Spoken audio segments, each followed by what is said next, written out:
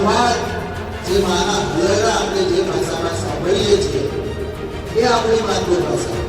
આજે આપણે બોલવાનું ઓછું થઈ ગયું છે, લખવાનું ઓછું થઈ ગયું છે. હવે આપણે મોબાઈલ ટેકનોલોજી આવી ગઈ, ઘણું ટાઈપ કરીએ, સાંભળીના ટેરવે બધી થઈ ગઈ. તમે આંગળીથી ટાઈપ કરો છો, ટપ લેપટોપમાં ટાઈપ કરો છો કે મોબાઈલમાં ટાઈપ કરો છો, ત્યારે ટાઈપ તો થઈ જાય છે, પ્રિન્ટ પણ નીકળી જાય છે, પુસ્તકો પર છપાઈ જાય છે, પણ એમાં સંવેદના ક્યાં પડે છે? બુદ્ધિશાળી થવું પડે, સારો માણસ થવું પડે, સારા વ્યક્તિ થવું પડે, વિનમ્ર અને વિવેકી વ્યક્તિ થવું પડે, તો એને સારા પુસ્તકો વાંચવા.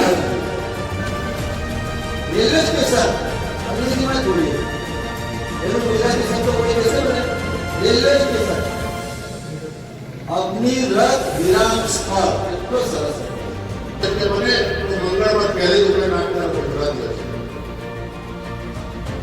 તો ભાષાથી 3 ફાયદા થાય છે. એક, તમારી તર્ક શક્તિ, તમારી તર્ક બુદ્ધિ તીક્ષ્ણ બને છે. દિવસે શપથ લઉં છું